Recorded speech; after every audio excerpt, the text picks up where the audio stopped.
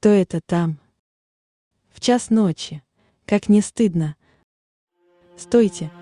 А кто в час ночи может постучать в дверь? Что-то неладное. Да вроде никого. Может, ветер подул, а ветка об дверь стукнулась.